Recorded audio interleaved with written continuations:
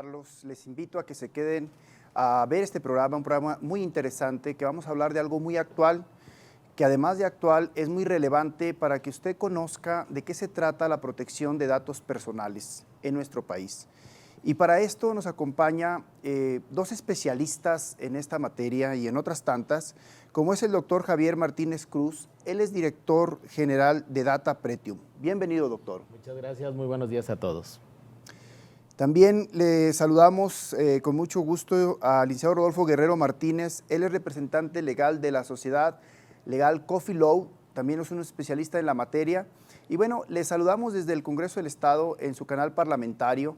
Les invitamos a que se queden porque justo vamos a estar platicando de ese tema relevantísimo que son los retos de la protección de datos personales en México.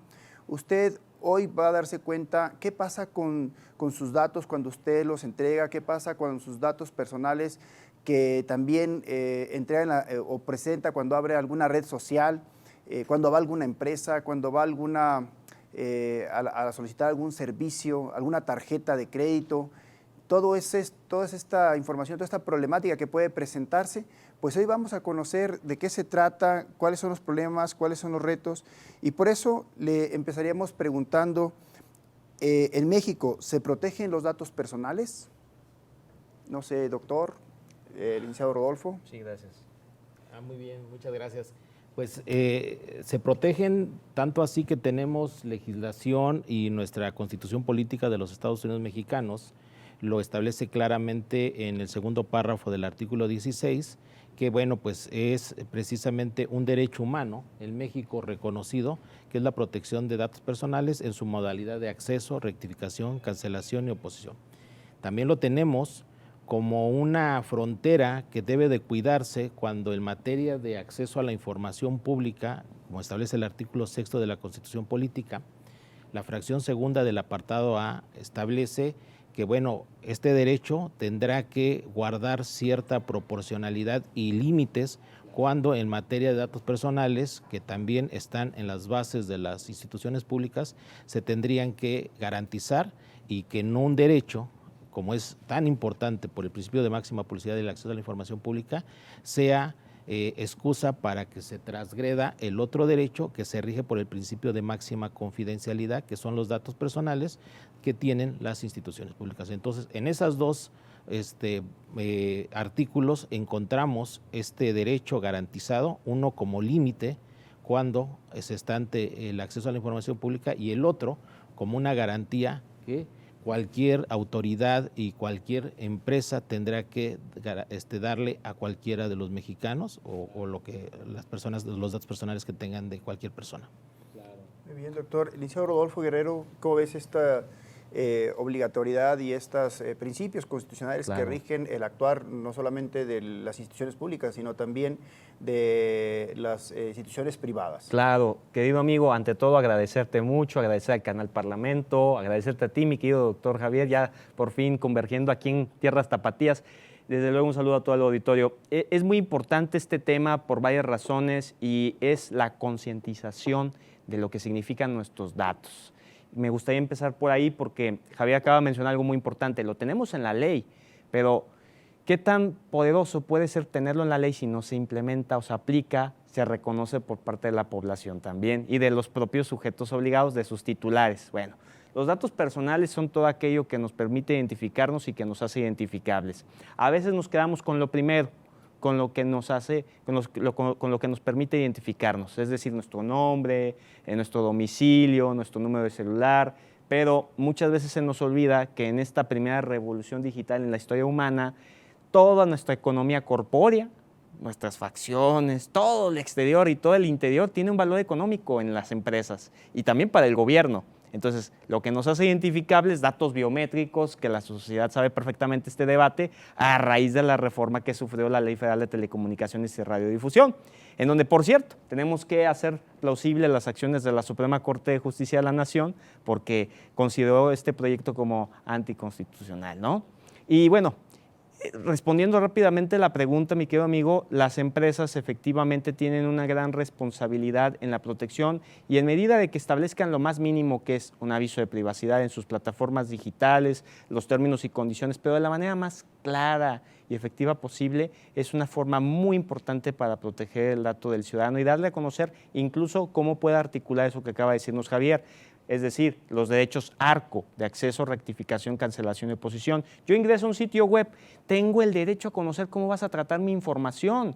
Y segundo, cuánto tiempo va a estar ahí, para qué la vas a utilizar y incluso, mejor aún, si yo también la puedo eliminar, a dónde me voy en esa plataforma, en esa app, para yo mismo eliminar mi información. Yo aseguro que la mayoría de las empresas medianas en nuestro país todavía no cumple con ese requisito. Y adicionalmente a ello tampoco nuestro órgano garante a veces está vigilando porque no le alcanza tal vez el personal para ver si las empresas medianas están o no cumpliendo con este requisito fundamental. Entonces sí, a la pregunta central, ¿en México se protegen los datos personales? Parcialmente. Y es parcialmente porque hace falta una alfabetización digital por un lado y hace falta también que la ley se cumpla.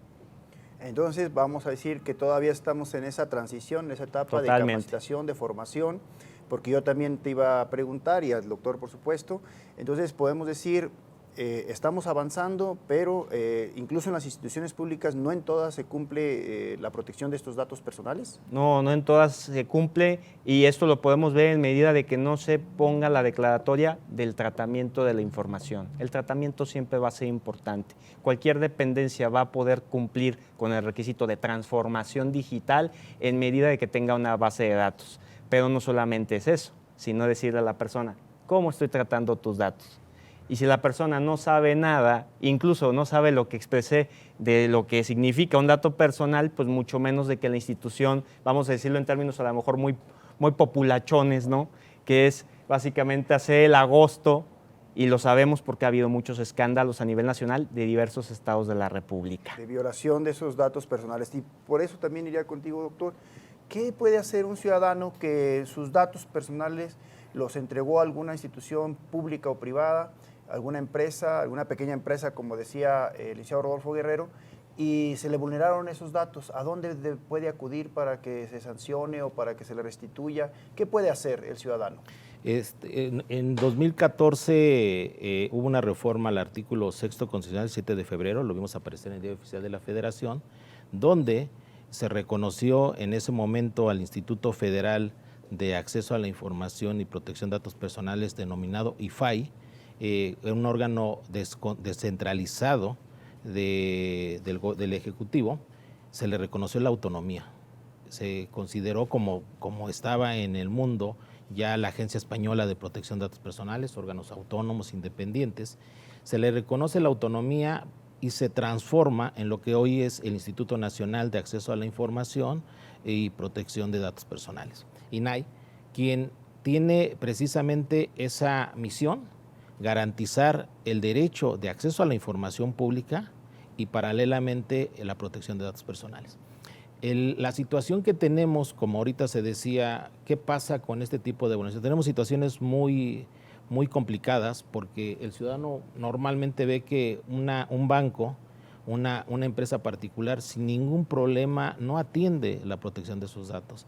Y esto radica en lo que comentaba hace rato, aunque el derecho a la protección de datos personales se reconoce como derecho autónomo en esta reforma del 2009, ese segundo párrafo del artículo 16, genera posteriormente en el 2010 la Ley Federal de Protección de Datos Personales en posesión de particulares, una ley que aplica en el sector privado y es hasta la reforma del 2014 en el artículo 6º donde se faculta al Congreso de la Unión crear la Ley General de Protección de Datos Personales en posesión de sujetos obligados, es decir, en el sector público. Entonces, lo que hoy tiene México son dos normatividades, una ley general que aplica para el sector público en materia de protección de datos personales y que muchas de las veces se ve como les decía, como un límite ante el otro derecho y se tiene que hacer una correcta armonía y ponderación de derechos. El problema que tenemos con la ley de federal de particulares es que es de 2010, una ley que queda fuera del Reglamento Europeo de Protección de Datos Personales que se aprobó en 2016 y que empieza en plena vigencia en 2018, donde ya contempla la economía digital, los derechos digitales. Por ejemplo, la Ley General de Protección de Datos Personales en posesión de sujetos obligados, que la vimos nacer el 26 de enero del 2017, trae conceptos como portabilidad de datos, que es un tema que hoy permite a través de el Internet transferir el derecho que tiene el ciudadano de pedir una transmisión de sus datos para que en formato estructurado se pueda llevar, por ejemplo, un expediente clínico de un tratamiento que está llevando en un hospital para decir y seguir el tratamiento en otro hospital sin necesidad de iniciar un expediente laboral, un expediente académico. Y eso no viene en la Ley Federal de Protección de Datos Personales. Pero viene en la Ley Federal de Telecomunicaciones, donde hablamos de portabilidad numérica. Entonces, viene, por ejemplo, la Ley General de Protección de las Personas del Sector Público, viene el tema de tratamiento de datos o datos personales de fallecidos. Una realidad que con la pandemia vimos que muchos ciudadanos pedían los datos de sus familiares para poder acceder o para una pensión. Y la ley federal no contempla eso. Y tuvimos situaciones que se dieron en hospitales privados donde los familiares no podían acceder al expediente clínico, dado que la ley federal no lo regula.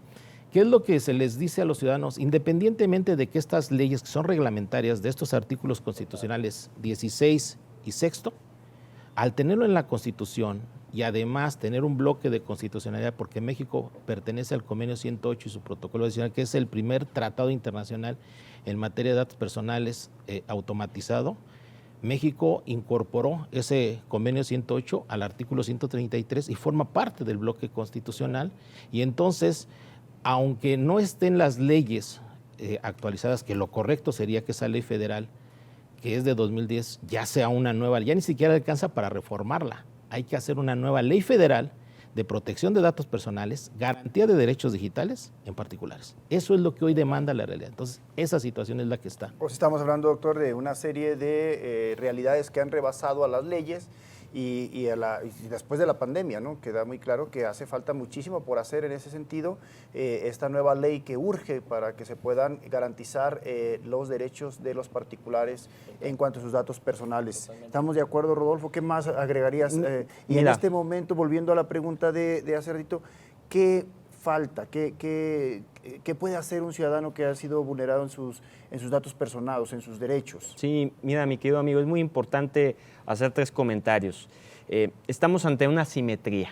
Las asimetrías es lo que decía Javier. Tienes una ley general de protección de datos personales en posesión de sujetos obligados que no prevé lo mismo que la de particulares. ¿Cómo? ¿Cómo dejas desatendido el ciudadano cuando se habla de datos personales post-mortem, por ejemplo?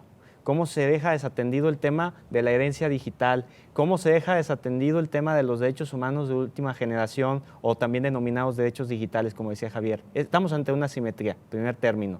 Segundo, pequeño paréntesis. Cuando yo me refería en mi primera intervención a datos personales que nos permite que nos hace identificables, me refería pues a que todo tú hoy por hoy tiene un valor preponderante en el mercado. Y lo sabemos perfectamente cuando hay datos que nos refleja la Asociación de México en Internet, la Asociación de Internet en nuestro país, mejor dicho, y refleja el valor que tiene cada dato que tenemos de tarjetas de crédito, cuentas de redes sociales, el RFC, en valor de peso mexicano. Entonces, ahí encontramos por qué es tan valioso que protejamos nuestra información para no ser usurpados de nuestra identidad. ¿Por qué sería valor? ¿Qué ocurre? ¿Las empresas los venden o por los qué tienen un valor? Los venden, y evidentemente empieza la extorsión, el chantaje y decir que si no me das una recompensa o el monto económico, mejor dicho, que voy a solicitarte, pero como somos disruptivos ya no aceptamos dólares ni pesos mexicanos, aceptamos Bitcoin, ¿no? Criptomonedas, ante una wallet, y yo te explico porque soy buena onda y te quiero resarcir tu información a tu base de datos. Pues sí, pero en primer término, la persona hoy por hoy no sabe eso. Entonces, lo que pasa es que tiene un valor preponderante esto, y si no cumples con lo que yo te estoy diciendo, que es que me deposites a tal cuenta, no se va a quedar ahí el asunto, tristemente, mi querido maestro. Se va a hacer por parte del ciberdelincuente, que ese es el término adecuado, la proyección de toda esa base de datos tuya. Esas imágenes sensibles que le pasaste a tu pareja una noche, platicando, ¿verdad?, y de temas muy íntimos, entre muchas otras cosas que se dan a conocer. Entonces dices, ¿qué hago? ¿Qué pasa? Pues no puedes hacer mucho que digamos. Pero en particular lo que tiene que tener en cuenta en todo esto rápidamente, ahorita para tratarlo con más detalle, es tener en cuenta la protección, los principios de protección de datos personales, contemplados, por cierto, en la Ley Federal de Protección de Datos Personales en posesión de particulares, que hace su mención, nada más su mención, en el artículo 6. Bueno, vamos a algo muy concreto, doctor, porque ya vamos a ir casi a un corte institucional, pero yo reitero, entonces, escuchándolos a los dos, podríamos concluir que hay muchas lagunas ahorita y hay pocas herramientas jurídicas para que un particular se defienda ante estos abusos o ante estas malas prácticas e incluso podemos decir también prácticas que puedan incluirse en situaciones ilícitas, como escuchábamos al licenciado Rodolfo Guerrero. Faltan estas herramientas, falta esta reforma para que se establezcan esas herramientas legales o incluso en una nueva ley, ya no se diga en la actual. ¿Estamos de acuerdo? ¿O qué opinas tú? ¿Qué debemos hacer como país? Creo que México tiene un entramado normativo excelente, de hecho creo que muy adelantado, mucho más que otros países, por ejemplo como Uruguay y Argentina, que pertenecen al Convenio 108 Plus o al Convenio 108 y su protocolo adicional junto con México. Son los únicos 3 países de América Latina. Vivimos, lo decía hace rato, vivimos la cuarta revolución industrial, donde la cuarta revolución industrial, lo que mueve al mundo económico, social, y si hablamos de esta parte económica, son los datos. Quien piense que hoy la moneda de cambio y que todo es gratuito, no, es porque el producto somos nosotros. Entonces, claro que tiene un valor los datos. Lo que nos falta, y creo que es lo que México tiene la oportunidad, es actualizar, hacer estas leyes reglamentarias, pero el no tenerlas no impide que el ciudadano, bajo juicio de amparo, también promueva, porque están constitucionalmente. Lo que comentábamos hace rato, qué pena que, por ejemplo, el órgano garante local, que es el que garantiza la protección de datos personales en materia de particulares, no puede actuar, porque es facultad exclusiva del INAI. Cuando la Constitución política de Jalisco, junto como la del Estado de México, dice en el artículo 5 de la del Estado de México que el derecho a la protección de datos personales es de todos los mexiquenses. Pero el órgano garante llamado Infoen no puede actuar con particulares. Y eso es un pendiente que tenemos. Muy bien, pues se pone muy interesante todo. Vamos a ir a un corte institucional y regresamos precisamente para abundar en todo esto que hace falta y cómo los ciudadanos pueden pues recurrir, buscar alguna defensa, pero también cómo o qué necesitamos también o qué hace falta hacer para reformar y crear pues nuevos derechos o herramientas legales para poderse defender el ciudadano. Vamos a un corte institucional y regresamos.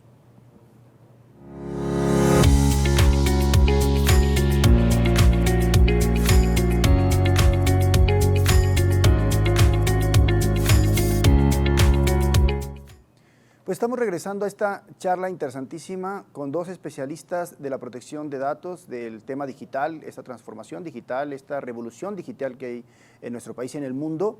Y precisamente la conferencia, el taller, la charla se llama, pues, ¿cómo se protegen los datos personales en México? Y precisamente veíamos unas situaciones, precisamente esos datos personales en empresas, en ciudadanos, en profesionistas, los datos personales que tienen instituciones privadas o personas o ciudadanos de otros ciudadanos y estos datos personales que tienen instituciones públicas. Y nos decían nuestros especialistas, antes de ir a este corte institucional, pues que precisamente estábamos hablando precisamente de las deficiencias, de las lagunas que tiene la ley, una ley del 2010, que necesita cambiarse en cuanto al tema de los datos personales en poder de particulares y las nuevas recursos legales, los tratados internacionales que también respaldan o responden o ayudan precisamente a la protección de datos en el caso de instituciones públicas. Pues, Rodolfo, ¿qué opinas? ¿Qué podemos abundar? ¿Cómo se protegen? ¿Cómo se protegen? Ya nos decías al principio pues que sí había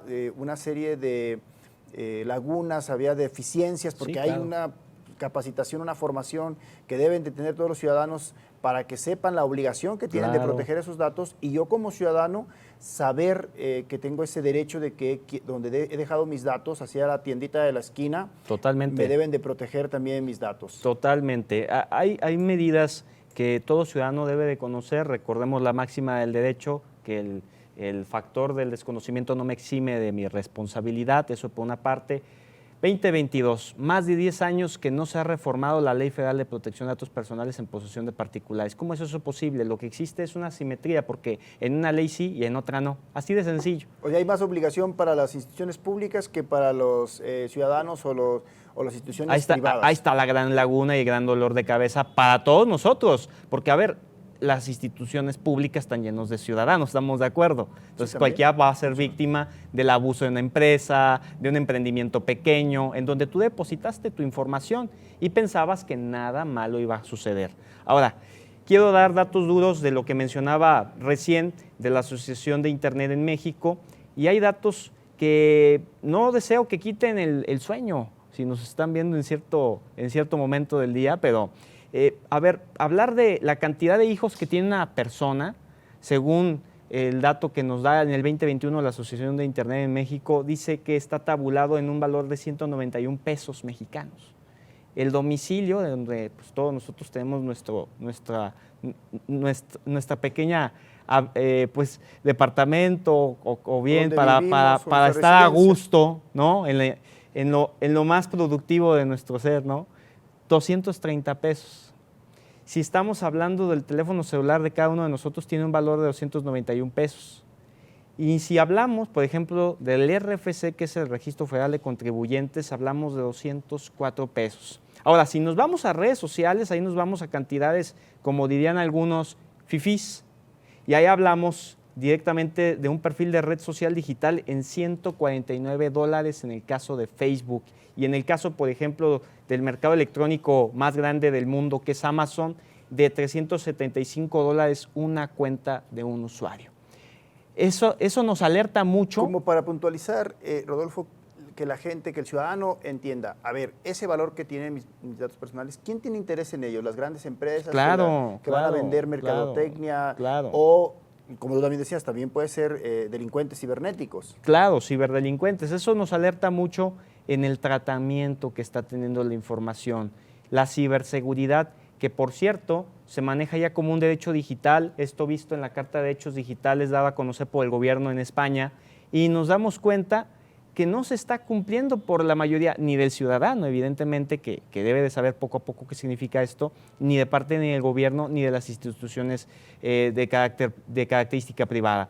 Tenemos que tener en cuenta que ante todo proceso de almacenamiento de información tiene que haber ciberseguridad y con ello tiene que haber auditoría.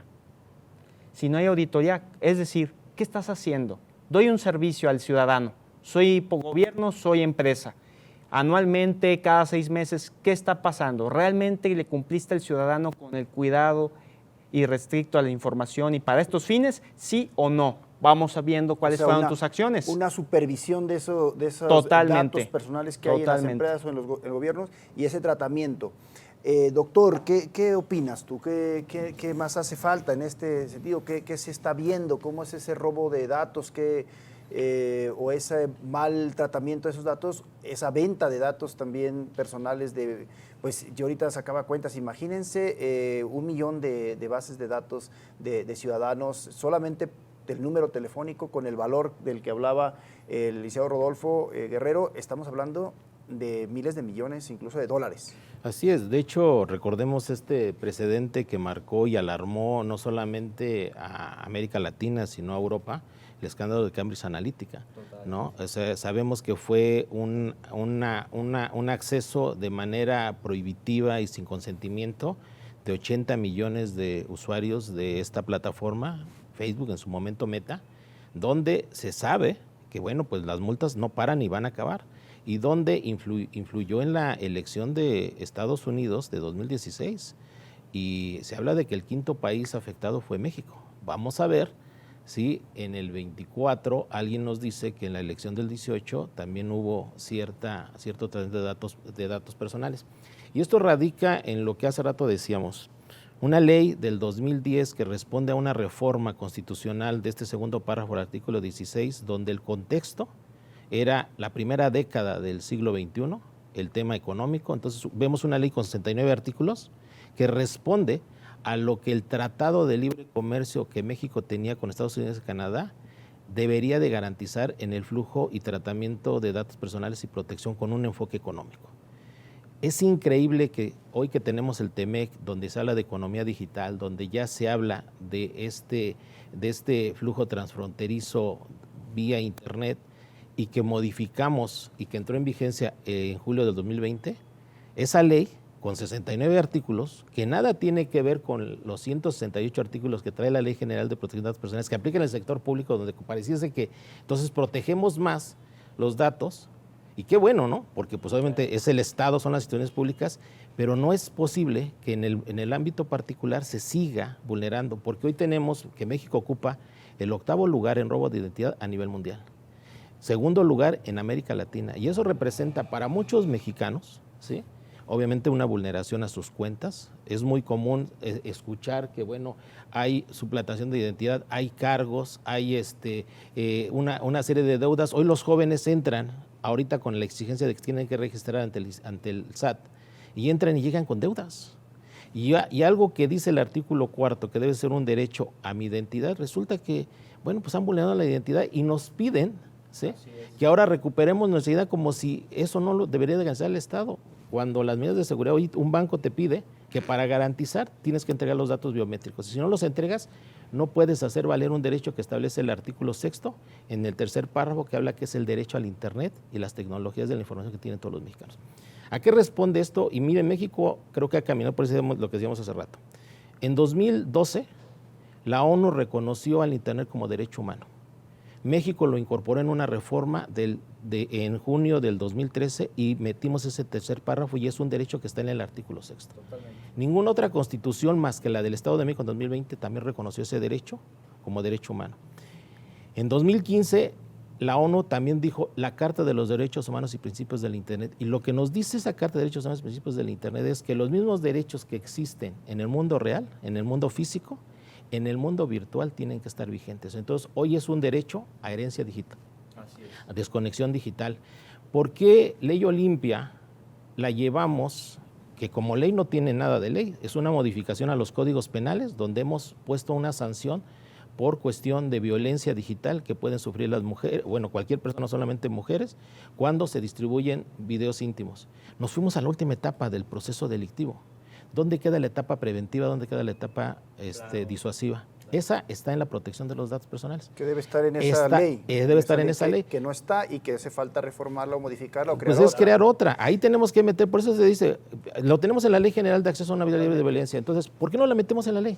Que hoy la policía cibernética tenga inmediatamente identificado que cuando sube una imagen o un video que no ha autorizado la persona que aparece ahí, aunque otro que aparezca se sienta con el derecho de subirlo, inmediatamente actúe no solamente el INAI, claro, el ITAI, el Infoen, y que tenga esta vinculación con la policía cibernética para prevenir, para disuadir y no esperar que haya más Olimpias, que haya más suicidios, porque una vez que te expones en el Internet, ya nunca vuelve a ser privado, y entonces creamos dobles víctimas. Hemos modificado la totalidad de los códigos penales, el Código Nacional de Procedimientos Penales, y la pregunta que nos tenemos que hacer, ¿cuántos sentenciados hay por esto? ¿No? Entonces tenemos dobles víctimas, las personas que aparecen ahí y el Estado, que lo ha hecho víctima porque no le ha impartido justicia. Entonces, volviendo a todo esto interesantísimo que estamos analizando, que estamos viendo, yo desde hace rato también te quería preguntar a ti, doctor, y a Licenciado Guerrero también. A ver, entonces, ahorita, en cuanto a datos en poder de entes privados, de ciudadanos o de empresas o de personas jurídicas o personas morales, no existe lo que tú ya decías, una supervisión, auditorías, de una manera preventiva de cómo estás manejando mis datos personales. No. Y entonces, si no hay ni supervisión, si no hay ni auditorías, entonces, ¿qué tipo de sanciones hay? No hay tampoco sanciones, no hay ni multas, no hay algunas otras tipos de formas o de herramientas o de recursos que prevean ese manejo de datos personales y en algún momento pues poner también, como decía el doctor, algunas estrategias preventivas para evitar incluso venta o vulneración de los datos personales de los ciudadanos. Decimos que no parcialmente en la medida en que no se implementa lo que dice la ley. ¿Y qué dice la ley? Que, por ejemplo, el órgano garante de poder prever la protección de datos personales no apercibe, no hace una multa, no hay también un robustecimiento de las fiscalías para perseguir toda aquella actuación equívoca que haga una empresa o que haga el gobierno en contra de una persona o de un grupo de personas.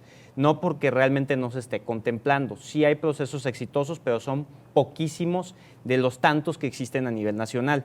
Por eso decimos un parcial no. Ahora, en relación a esto que menciona Javier, me interesa mucho profundizar en cómo los principios de protección de datos personales son importantes. Tenemos que tener en cuenta de dónde parte todo, y estos son los concebidos en el Reglamento General de Protección de Datos Personales de la Unión Europea. Artículo 5.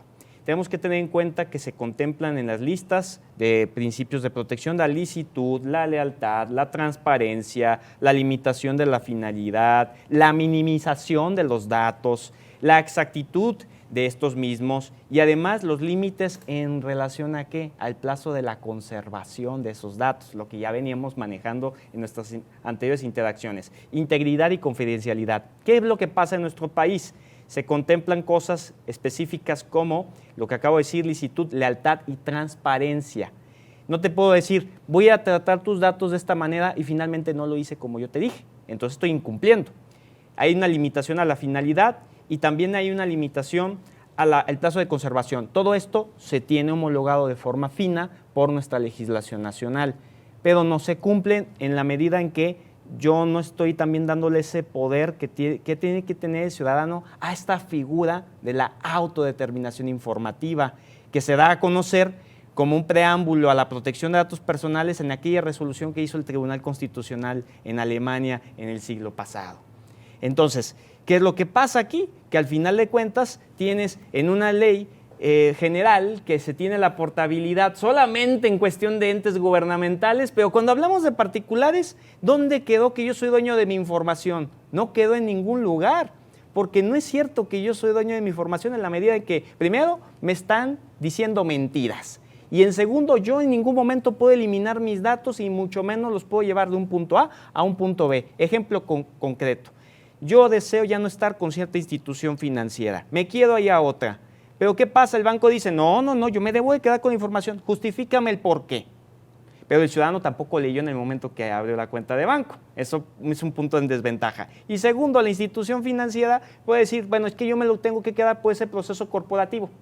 Ahí sí acatan el gobierno corporativo, ¿verdad? Así es. Pero cuando se trata de otras cosas, el gobierno corporativo queda olvidado. Pero entonces, en ese entendido, la persona no puede pasar esos datos a la nueva institución donde desea abrir una nueva cuenta de crédito o de débito y tiene que comenzar de cero, generando una nueva base de datos y mayor grado de vulneración hacia su persona si algo malo llega a suceder. Porque como sabemos en este país, nada es seguro. Tristemente, todos los organismos públicos y privados han sido hackeados, han sido intervenidos por terceros. Entonces eso es bastante importante en relación a la pregunta central de cómo se protege y qué se debería hacer, y a lo mejor nos estamos anticipando un poquito a aquellos retos que debe de seguir nuestro país, ¿no?, en esta materia. Muy bien, pues estamos viendo precisamente todas esas deficiencias que hay en la ley, esas lagunas, y cómo los ciudadanos están quedando desprotegidos ante el manejo de su información, y que ahora, pues lo veíamos antes menos, porque efectivamente no había esta realidad virtual en donde, ya no digo en minutos, pero sí en horas tal vez pueda transferirse millones de bases de datos que vulneran precisamente la privacidad de las personas. Doctor, ¿qué se requeriría hacer? O sea, la ley necesita un cambio profundo. Tú hablabas al principio de una nueva ley, no nada más incluso para el tema físico, sino también en lo virtual, que es el gran riesgo ahorita. Sí, de hecho, recordemos, por ejemplo, si uno revisa el primer artículo tanto de la Ley General como de la Ley Federal de Protección de Datos Personales, una para particulares, que es la federal, que es facultad exclusiva del INAI, y la Ley General, que es facultad del INAI y de los órganos garantes locales, empiezan con el artículo hablando de tratamiento y protección de datos personales. Es importante que desde ese artículo se coloque automatizado y no automatizado, porque guarda una diferencia, uno en el mundo analógico y otro en el mundo digital. ¿Por qué razón? Y deseas hacer algo muy cierto, y yo hablaba de que cuando hablamos de precisamente de la posible vulneración y del hecho delictivo, que es no garantizar el derecho, tiene 3 etapas, la preventiva, la disuasiva y obviamente el castigo. Qué bueno que esté en el Código Penal Ley Olimpia, o ya empiezan a trabajar con Ley Ingrid. ¿Por qué hablamos de la parte preventiva? La gente tiene que conocer primero la vigencia de esos derechos constitucionales y de las leyes que existen. El ejercicio, que es un derecho humano, mi protección de datos como deber del responsable o el sujeto obligado que tenga mis datos. ¿Y qué es mi derecho? De acceso, rectificación, cancelación, oposición, e incorporamos en el artículo 57 de la Ley General portabilidad de datos. Perfecto, esa es la parte preventiva cuando se difunde, para eso existen los órganos garantes, llámese INAI, órganos. Cuando eso no funciona la preventiva, entra la disuasiva. ¿Y cuál es la disuasiva? Ya te encontré vulneración o que vulneraste esto, y bueno, pongamos lo que hace Europa. El 2% de los ingresos anuales que tenga cualquier responsable que no proteja los datos, y preguntémosle a un banco cuánto representa el 2% de ingresos anuales. Claro. O bien, si eso es exagerado, la multa es de 20 millones de euros por vulneración. Y hoy en Europa, cuando una persona difunde imágenes de caso Ley Olimpia, que es lo que se pone, no solamente se sanciona a la persona que subió el video. Hoy la Agencia Española de Protección de Datos Personales sanciona a aquellas personas por el número de veces que le dieron retweet. Exactamente, el día que México empiece a pegarles con el tema económico, o si es necesario... Van a disminuir. Pero aquí, bueno, conocimos la vulneración de la clave interbancaria de una persona y la multa, si no me equivoco, creo fue de 14 millones de pesos, cuando debería de ser, si estamos hablando de 20 millones de euros, al menos de 400 millones de pesos. O bien el 2% de este banco que no protegió la clave interbancaria. ¿Cuántos de nosotros nos han reportado que hacen depósitos y después los retiran? Pues que eso no son datos personales que yo debería de autorizar. Claro. Y lo sabemos que los bancos los hacen. Y lo sabemos, por eso la preocupación que tenemos, ¿cómo que me exiges mis datos biométricos? ¿Y qué garantía tienes tú si eres un particular? Hoy me exiges que para cobrar un seguro de vida o un seguro de un vehículo te tengo que entregar el expediente clínico para que me puedas autorizar. Totalmente. Algo que por derecho se maneja en un esquema de mercado. Entonces, tenemos yo creo que esos retos. El día que empiece a costar aquí no garantizar o no respetar los derechos de protección de datos personales y que les cueste, ya sea en términos económicos o en términos de sanciones de cárcel, vamos a ver que esto va a cambiar. Bueno, pues la verdad que todo muy interesante, vemos cómo la ley está muy laxa, vemos que nos falta mucho para evolucionar a una verdadera sanciones y una verdadera cultura digital. Vamos a un corte institucional y vamos a regresar precisamente hablando de qué hace falta en esta transformación digital, en esta revolución digital y cómo nuestros datos personales están pues quedando en medio, no están siendo protegidos debidamente por las leyes ni por las autoridades.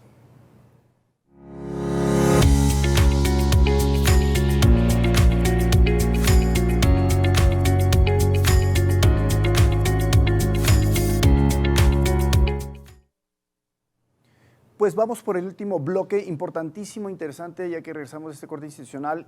¿Ha estado usted escuchando todo lo importante que es que sus datos personales estén protegidos? Porque si no, estos datos personales no son protegidos, pueden terminar en manos de delincuentes y puede ser sujeto usted de extorsión y de fraudes. Entonces es muy relevante que estas empresas, incluso las grandes empresas y las pequeñas y medianas empresas también se hagan cargo y se hagan responsables de esos datos para que no se vulneren y usted no se vea afectada como víctima. Vamos con el licenciado Rodolfo Guerrero para concluir. ¿Cuáles serían los retos para la protección de esos datos personales ante esta disrupción tecnológica? Muy importante. A ver, este tema que articulas en la pregunta disrupción, ¿no?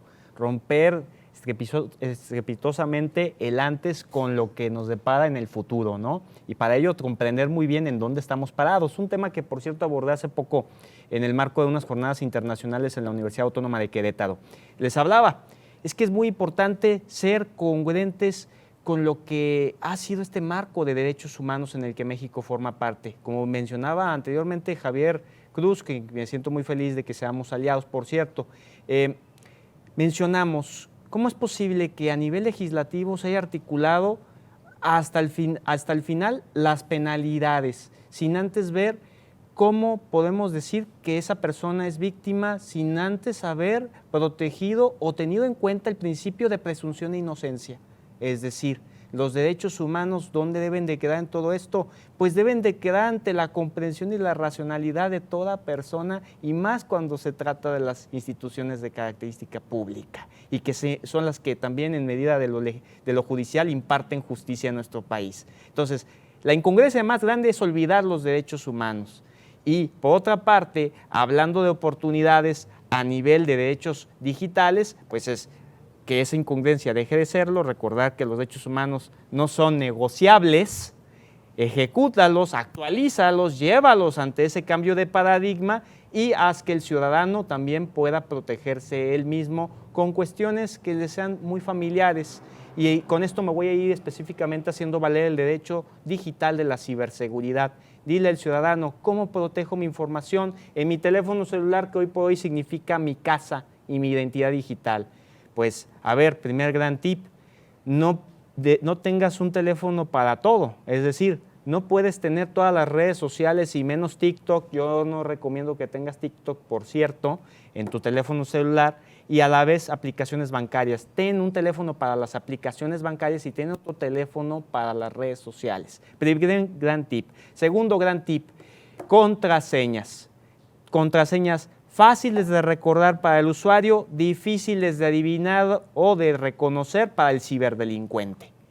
Esto puede ser en la medida de recordar una canción, una parte específica que solamente tú tarareas, que la cantas cuando te bañas, y de esa manera generas una contraseña que va a ser muy difícil de que el ciberdelincuente pueda decir, esa es la contraseña de este usuario que trabaja en tal banco, que trabaja en tal dependencia y que me interesa intervenirlo y sacarle toda la cantidad económica que tiene en su cuenta de débito o de crédito. Y tercer gran punto, se debe recordar que no todo lo digital debe de ser la panacea. Debemos de recordar también el mundo offline. Tenemos que recordar las libretas que sirven mucho para guardar ciertos datos y no toda la información debe estar en estos aparatitos. Y mucho menos linkearlos con otras plataformas porque es que me da una flojera generar un nuevo usuario y contraseña. ¡Genéralo! Porque si no la vas a pagar caro. Es que perdí mi cuenta de red social porque todo estaba linkeado. No, porque el día de mañana vas a perder todo, porque todo estaba linkeado. ¿Y por qué? Porque decidí que el usuario y contraseña era muy aburrido, era un dolor de cabeza, o poner las mismas contraseñas en todos los lugares. Digo, concretamente esto en el término de ciberseguridad. Nuestro legislador hoy por hoy debe de entender este tema no solamente para el discurso político, sino para garantizar el Estado de Derecho en tiempos de disrupción jurídica tecnológica, en la que le digas a la persona, ¿sabes qué? Sí, el dueño de la información eres tú. En medida de que nosotros te damos a conocer a todo lo que te comprometes y a la vez a todo lo que nosotros también nos comprometemos contigo. El día que eso pase, mi querido maestro y querido auditorio, mi querido doctor Javier, ¿estarás de acuerdo? Vamos a poder robustecer este Estado de Derecho ante la revolución digital que estamos viviendo. Si no hacemos eso y nada más son puros discursos, vamos a seguir incrementando el número de usurpación de identidad, que hasta el día de hoy ha mencionado Conducep, son más de 800,000 personas usurpadas de su identidad. Eso no debe de ser en México. Fíjese nada más. A ver, doctor Javier Martínez, abundando un poco de lo que dice el licenciado Rodolfo Guerrero, ¿qué puede hacer un ciudadano para reforzar su seguridad? Yo veo que a veces nos metemos algún artículo en la internet y luego esa revista o ese sitio web nos dice, ¿está de acuerdo en los cookies famosos? Sí. O sea, se trata de información personal o de mis datos personales. ¿Qué tendría que hacer yo o cualquier ciudadano que ahorita nos está viendo, pueda ir blindando o en esta tesitura de los datos personales pueda decirle a esas grandes empresas, esto sí quiero que lo manejes, esto no? Porque a veces, pues, con tal, y ponen algunos candados, tú te darás cuenta como especialista, que ponen algunos candados para que no pueda uno seguir leyendo hasta que uno no le pique ahí. Así Estoy es. de acuerdo y ahí te van mis datos, ¿no? Aparte de lo que interesante e importante que nos dijo el licenciado Rodolfo Guerrero. Sí, mira, todos estos avances y estas acciones preventivas que se colocan hoy precisamente en todo este tipo de portales han sido una respuesta o una obligación que les ha exigido Europa a través del Reglamento Europeo de Protección de Datos Personales. Antes nosotros veíamos muy común que no aparecían esos mensajes donde te dicen, bueno, esto trae cookies, y te dicen, ¿aceptas o no aceptas? Cuando tú aceptas, estás consciente de que en el momento que abres esa página, te van a llegar una serie de información porque tú aceptaste. La verdad, muchas de las veces decir no aceptar es ver qué es lo que aceptas y tienes la necesidad de informarte. Lo que se ha exigido, por ejemplo, la otra es que si aceptas el aviso de privacidad, un aviso de privacidad que si te metes a revisarlo, pues no cumple todavía con al menos, digamos, con este principio de transparencia y de información que te permita inmediatamente conocer a ciencia cierta qué estás exponiendo. Cuando hoy sabemos que lo que mueve al mundo, como decíamos, son los datos. Debemos de entender que los datos, lo que aparentemente es gratuito, es porque el producto somos nosotros. Y nosotros tenemos que estar conscientes de que si estamos dispuestos a entregar información de nuestros datos, podremos ser sujetos de extorsión, podremos ser sujetos de una vulneración de nuestra integridad. Pero eso lo ha conseguido principalmente bajo la tesitura del Reglamento Europeo de Protección de Datos Personales. 99 artículos que paradójicamente, cuando revisamos nuestra Ley General de Protección de Datos Personales en los 168 artículos, vamos a encontrar equivalentes. No así con la Ley Federal de Protección de Datos Personales en particulares, que trae 69 artículos. Concretamente, artículo 20 del Reglamento Europeo, portabilidad de datos. Artículo 57 de la Ley General de Protección de Datos Personales en posición de sujetos obligados, portabilidad de datos en el sector público, cuando en Europa no aplica en el sector público, aplica en el sector privado. Entonces, afortunadamente, y en eso hay que reconocer que el instituto, el INAI, ha trabajado muy de cerca, porque además es el que está facultado. Lo que establece el artículo 73 de la Constitución Política es que el que tiene que regular en materia de protección de datos personales en posesión de particulares es facultad exclusiva del INAI. Y ha creado una serie de guías donde te dice, por ejemplo, cómo hacer esta protección en diferentes plataformas.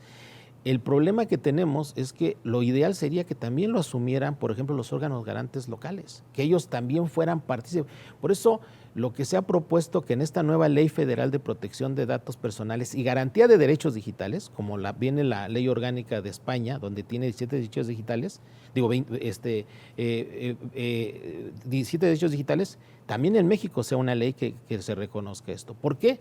Porque estamos dejando pasar una oportunidad espléndida. Decíamos hace rato, el TEMEC, que entró en vigencia en julio del 2020, debería obligar a que la ley federal se hiciera una nueva. Ni siquiera nos alcanza para hacer una ley general, porque eso implicaría hacer una reforma al artículo 73, pero sí podemos hacer inmediatamente, en el siguiente periodo de sesiones que viene, una propuesta de ley, que es algo que hemos trabajado con un grupo de españoles, con Rodolfo. Hemos trabajado en lo que podría ser una nueva ley federal de protección de datos personales y garantía de derechos digitales con 15 títulos, donde se reconozca portabilidad, datos personales de personas fallecidas, una plataforma.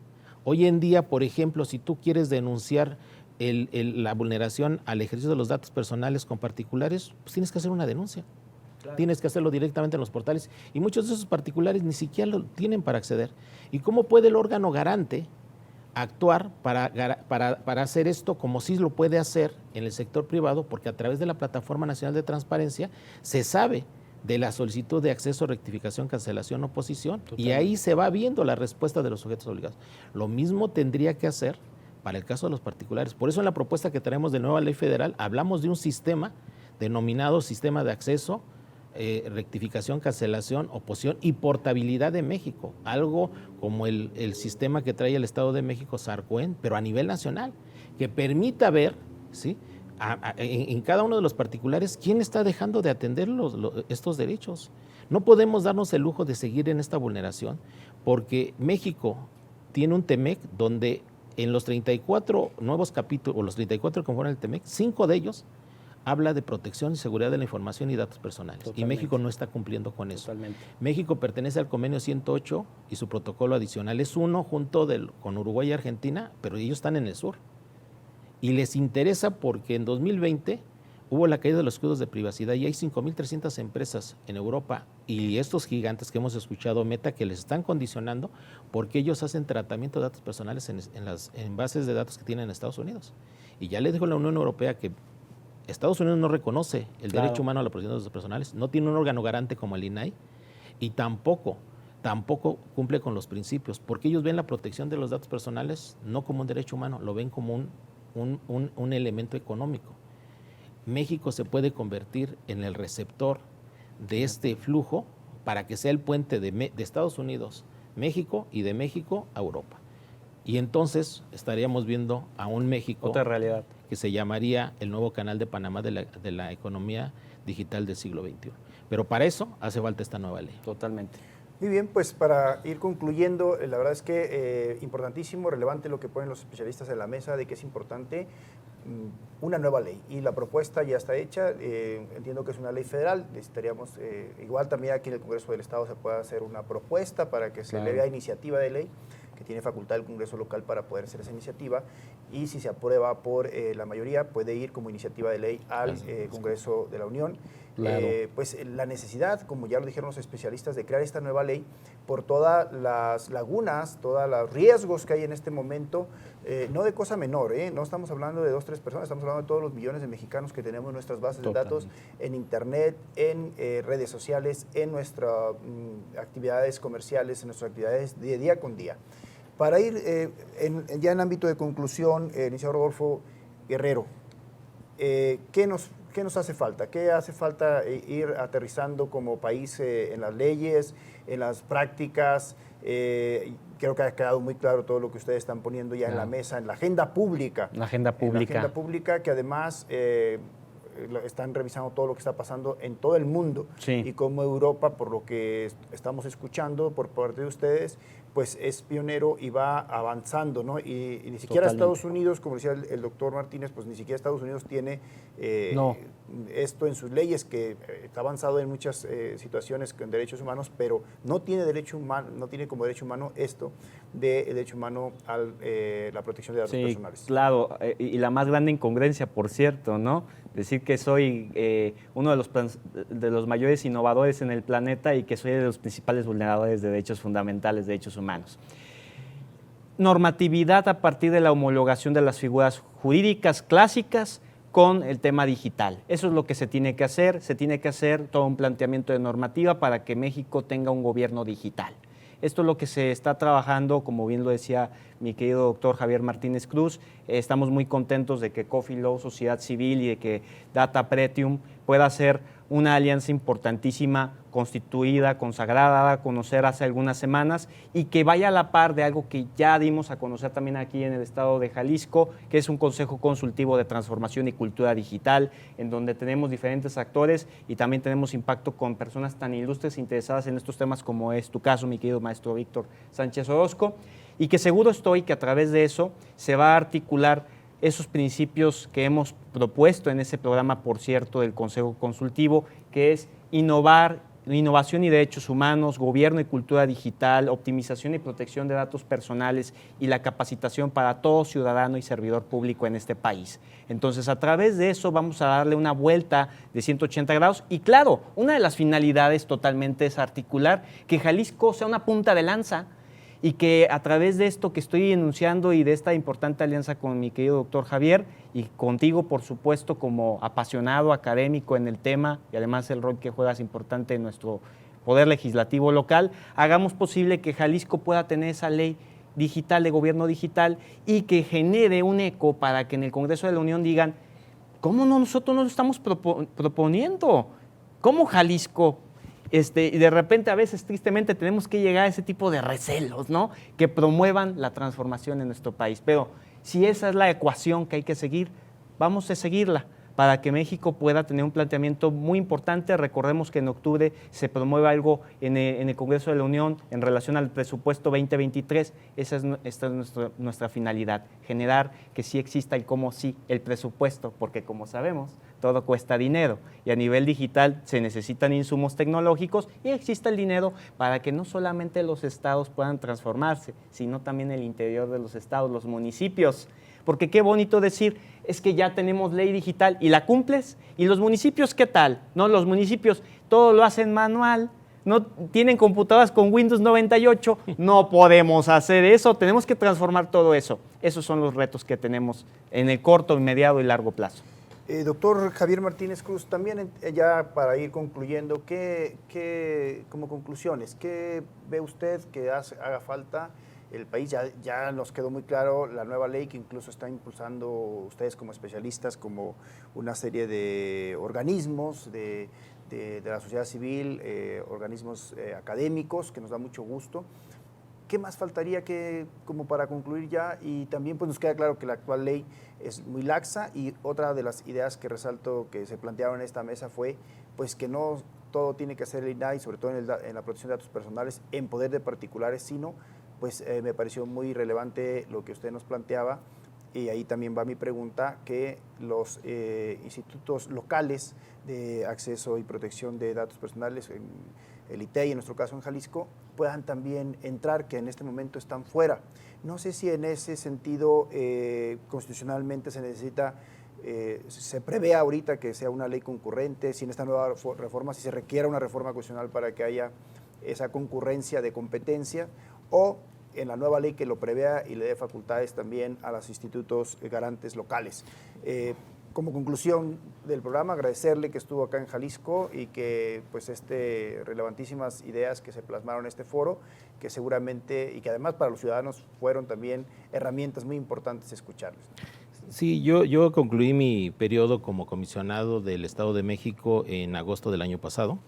Siendo comisionado, a pesar de que, como planteaba hace rato, la Ley Federal de Protección de Datos Personales y Protección de Particulares es facultad exclusiva del INAI, no me impidió a mí, invocando el artículo 5 de la Constitución del Estado de México, que al órgano garante autónomo desde 2008, Infuen, podríamos garantizar, porque eso fue lo que juré ante el Congreso del Estado de México, proteger los datos personales, sin importar si es en instituciones públicas o en instituciones privadas. Por eso logramos nosotros, por ejemplo, ser el órgano garante local que más entrega de expedientes clínicos de personas fallecidas para el cobro de pensiones, sobre todo, que eran derecho de sus familiares, o cobro de un seguro, se logró hacer. Entonces, lo dije hace rato, independientemente de que no estén estas leyes actualizadas, no nos impide invocar estos artículos constitucionales. Cuando planteamos la necesidad de que era, por ejemplo, para que México entrara al convenio 108 Plus, como ya lo hizo Uruguay y Argentina entró después de nosotros al convenio 108 y su protocolo adicional, que es la versión antes del convenio 108 Plus, que es la que ahorita regula el flujo transfronterizo internacional o un tratado internacional en materia de datos personales. México tiene que tener su ley federal de protección de datos personales, una nueva ley federal. ¿Y por qué federal? Se llegó a plantear que fuera una ley general para que pudieran los estados hacer sus respectivas leyes y que se tratara también la protección de datos personales en particulares, aunque hay facultades exclusivas del INAI, es cierto, se podía quedar. No podemos hoy invocar una ley general porque sería hacer una reforma al artículo 76 constitucional. Se hizo el plan de acción estratégico para esta ley y no da como para hacer una reforma constitucional porque tendríamos que tener una mayoría calificada, una mayoría absoluta, situación que sí podemos hacer porque es una ley federal que tendría solamente que contar con una mayoría simple. Eso sí permite. ¿Y qué vienen en esta propuesta que ya tenemos? Yo la presenté en mi comparecencia en el Senado, ahora que fue para el tema del comisionado del INAI, y yo presenté una ley con 15 títulos, donde precisamente un capítulo habla de facultades concurrentes. Y lo que hoy tiene que entender el INAI y lo que tiene que entender los órganos garantes locales es que nada nos impide, porque tenemos que invocar nuestras constituciones locales para decir, yo también puedo participar en materia de particulares, porque a un ciudadano de Jalisco, ¿cómo le explicas que no puedes proteger sus datos con un banco que le ha robado identidad, con un hospital, con una escuela, que siendo particulares dicen que ellos no tienen que regularse con el órgano garante local? Entonces, la propuesta está muy clara. Se presentó una ley que venimos trabajando desde hace 2 años, no solamente con especialistas en México, lo hicimos con especialistas de Europa, particularmente de la Universidad de Sevilla, porque quisimos hacer algo que nos permita para que México sea considerado país de puerto seguro y que pueda hacer esta garantía del derecho humano, no solamente en el sector público, también en el sector privado, y que entiendan hoy los bancos, que entiendan los hospitales, que entiendan las universidades y cualquier particular, que en México la protección de los datos personales, hay órganos de control, y se llaman INAI, órganos garantes estatales, que van a hacer valer este derecho. Esa sería la primera acción. Y qué bueno que se haga esa propuesta, porque es cierto, tiene facultad de propuesta de iniciativa los congresos locales. Y si esto que no han retomado las fracciones parlamentarias en el Senado o en la Cámara de Diputados, ojalá Jalisco hiciera esta propuesta de nueva ley que ya se tiene trabajada en un 60% los artículos de estos 15 títulos y poderlo mandar al Congreso de la Unión para que se haga y que sea punta de lanza precisamente Jalisco, donde, como decíamos, vienen facultades concurrentes, donde se dice cómo se puede trabajar en particulares los órganos garantes locales. Y paralelamente, y bien lo decía hace rato Rodolfo, Jalisco necesita su ley de gobierno digital para el Estado y para los municipios. Solamente hay 7 estados que tienen su ley de gobierno digital así tal cual. La Ciudad de México tiene una ley de gobierno electrónico y todo eso. El último estado que acaba de presentar su ley es el estado de Querétaro, una ley de avanzada, pero paradójicamente no se implementa. ¿Por qué? Porque de esa ley de gobierno digital va a permitir crear la agenda digital. Así es. Y la agenda digital va a permitir hacer del gobierno digital una realidad. Lo que dice el tercer párrafo del artículo 115 de la Constitución Política, que habla de los servicios, de las funciones, servicios y obras públicas que tiene el gobierno municipal, tiene que convertirse en una realidad. Pero el ciudadano, para tener gobierno digital, ¿por qué se tiene que ir a formar? Le pegaríamos a 32 mil millones de pesos que se va en corrupción solamente por trámites burocráticos. Y eso, también lo comentaba hace rato, ¿por qué es importante y prioriza que esa ley de gobierno digital para el Estado de Jalisco que se tenga? Bueno, porque viene la discusión del paquete económico 2023, que empieza exactamente el 8 de febrero, de septiembre se presenta el paquete económico y el presupuesto del próximo año, lo ha anunciado el Ejecutivo Federal, hay 30 mil millones de pesos para proyectos de la Estrategia Digital Nacional. Y esa Estrategia Digital Nacional se traduce para Jalisco en su ley de gobierno digital, para el Estado, para la administración pública y para los gobiernos municipales. Y eso entonces permitiría meter proyectos de inversión etiquetados para que el próximo año esos recursos bajen a todos los municipios y al gobierno del Estado. Totalmente. Pues muy agradecidos que estuvieron en el canal parlamentario en el Congreso del Estado de Jalisco. Agradecemos también al señor director del canal parlamentario, licenciado Samuel Muñoz, por este espacio que nos permitió a todo su equipo. Y le agradecemos muchísimo al licenciado Rodolfo Guerrero Martínez, representante legal de la sociedad civil Coffee Law, y al doctor Javier Martínez Cruz, director general de Data Pretium, que hayan estado con nosotros con ese tema tan importantísimo que es retos de la protección de datos personales en México. Les agradecemos también a ustedes que nos dieron la oportunidad de estar con nosotros, a todo el auditorio de Canal Parlamentario. Muchas gracias. Nos vemos pronto. Gracias.